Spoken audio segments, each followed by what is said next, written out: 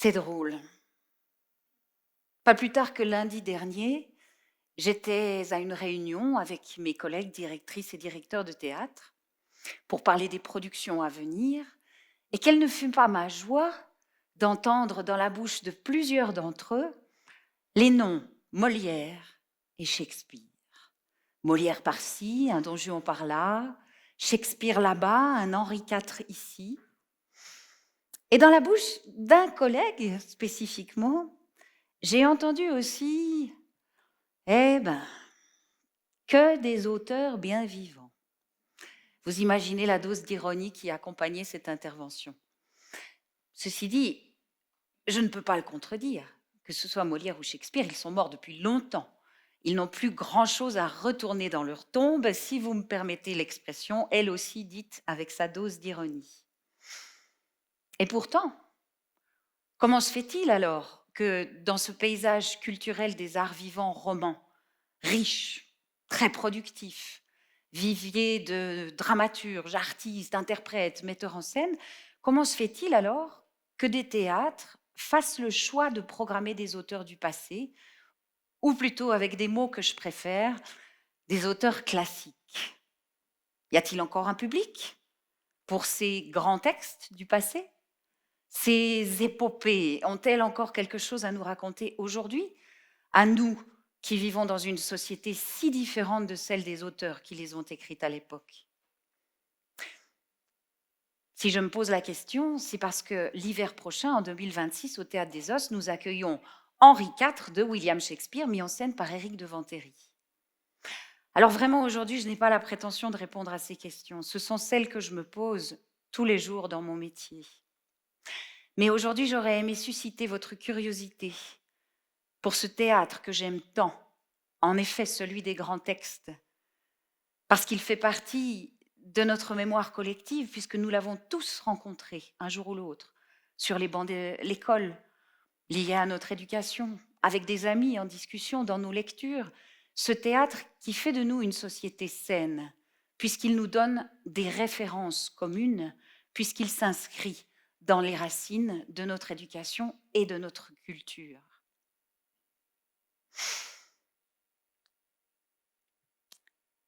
Vous connaissez tous ces grands auteurs.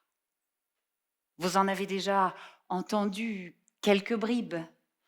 Alors, même si vous n'avez jamais vu ou lu de pièces de Shakespeare, même si vous n'en avez pas l'intention, même si pour vous, Dark Vador est sorti tout neuf de l'imagination de George Lucas, si vous n'avez pas rencontré, ou peut-être que si, votre Roméo ou votre Juliette, si pour vous, le roi lion de Walt Disney n'est que l'histoire d'un désir de vengeance, d'un lionceau face à l'assassinat de son père par un oncle cupide, et que la référence à Hamlet vous échappe, peu importe. Peu importe. Si j'arrive à susciter en vous le désir d'aller approfondir la question du génie et de l'actualité de William Shakespeare, alors j'aurai réussi mon TEDx. La vie n'est qu'une ombre furtive. Un comédien qui se pavane et s'agite son heure durant sur une scène et qui ensuite se tait.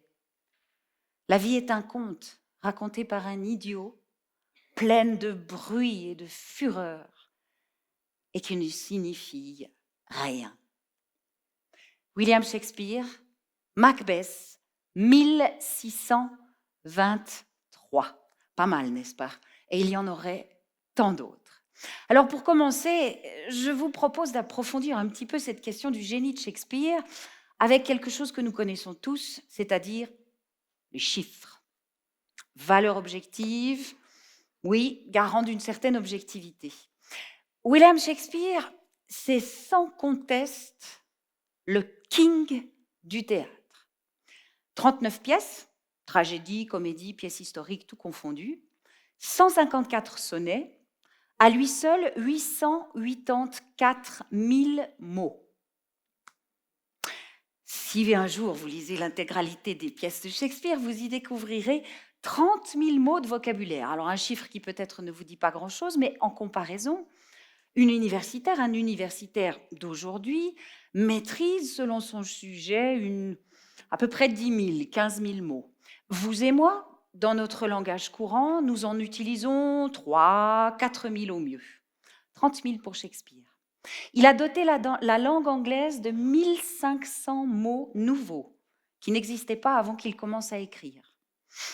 Chaque année, dans le monde, c'est un élève sur 2 qui rencontre la langue de Shakespeare. 70 millions d'étudiants sur les bancs d'école qui font la connaissance de William Shakespeare.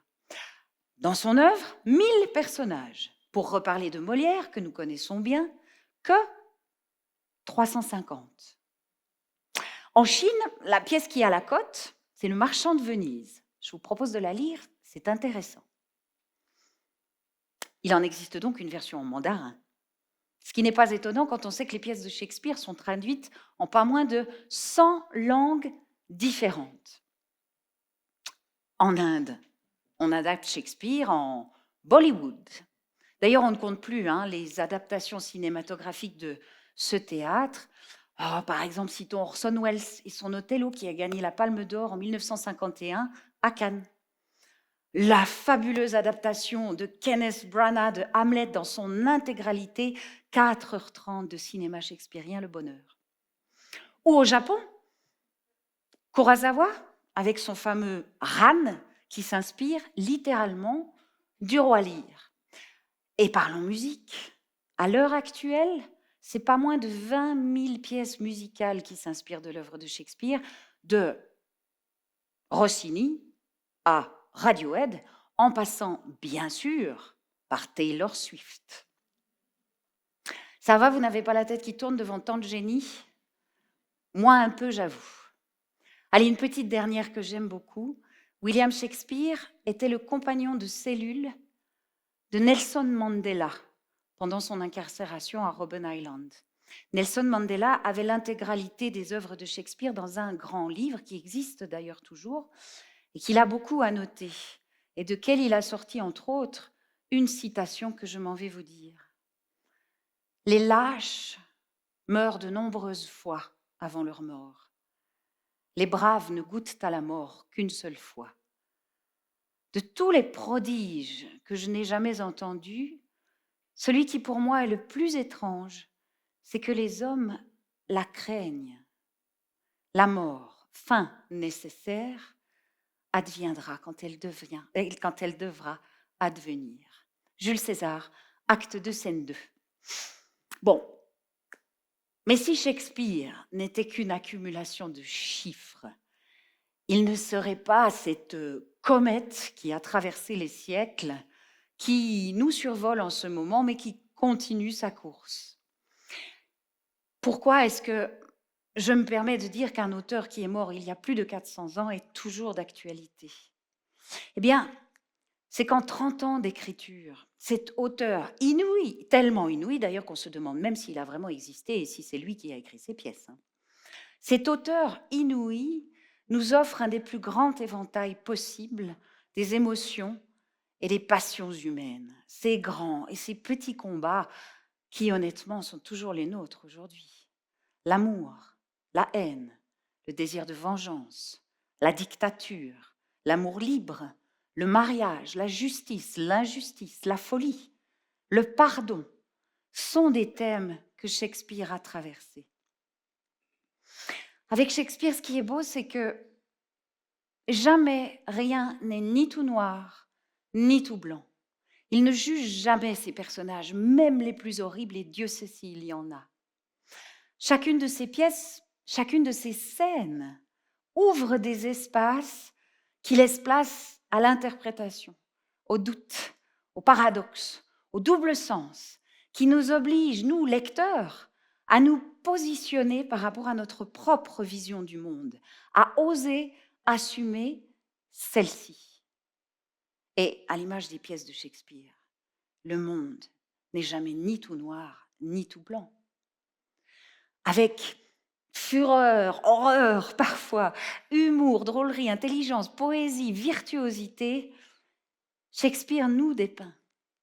Nous, pauvres êtres humains que nous sommes, avec une acuité qui, même 400 ans après, ne souffre ni d'aucune ride, ni d'aucun passéisme, et qui surtout supporte toutes les appropriations. Pour vous donner un exemple de ça, je vais vous raconter une expérience que j'ai vécue il y a quelques années. En 2016, avec mon ami comédien Guillaume Prin, nous avons fait le pari fou d'aller raconter Hamlet dans les classes de l'école primaire et secondaire du canton de Fribourg. Alors pour le contexte, Hamlet, c'est quand même la tragédie la plus longue et la plus célèbre de William Shakespeare. Elle raconte l'histoire du prince du Danemark, Hamlet, dont le père vient de se faire assassiner par son oncle et dont la mère vient, 3 jours après l'enterrement, de se remarier avec ce même oncle. Si ça vous rappelle le roi lion, c'est tout à fait normal. La pièce commence avec un spectre qui revient des enfers sur les murailles du château d'Elseneur et finit par un carnage absolu où tous les personnages s'entretuent. Ouais, me direz-vous. Étrange idée que d'aller raconter cette histoire-là à des enfants. Je précise, âge minimum, 10 ans. C'est là quand même qu'il faut dire aussi qu'intervient le traitement du théâtre, les objets, l'humour, le jeu des acteurs, etc., etc., etc. Bien un jour, dans une classe d'école primaire à Romont, Guillaume se lance dans le plus connu, le plus grand des monologues du théâtre qui n'ait jamais été écrit, être ou ne pas être, telle est la question. Est-il plus noble pour l'esprit de subir les coups et les flèches du destin ou de prendre les armes contre une mer de tourments et en les affrontant y mettre fin? Mourir, dormir, rien de plus. Mourir, dormir, rêver, peut-être. Guillaume est en larmes parce qu'il est bon comédien. Et un élève dans cette classe de Romont se lève, traverse la salle, vient prendre Guillaume dans ses bras, lui tapote l'épaule et lui dit « Ça va aller, Hamlet, ça va aller ». Autant vous dire que le temps s'est littéralement arrêté. Nous étions seuls au monde. Il y avait Guillaume, moi, cet élève, cette classe, cette institutrice. Nous étions à Romont, canton de Fribourg. Il y avait les mots de Shakespeare et une émotion que même aujourd'hui j'aurais de la peine à vous décrire avec des mots. Et je ne vous raconte même pas cette classe de soutien qui ne comprenait pas un mot de français puisqu'ils venaient tous d'Afghanistan et qui sont venus nous serrer à la main à la fin chaleureusement. Je ne vous raconte pas cette petite fille qui nous a dit comprendre le suicide d'Ophélie dans la pièce.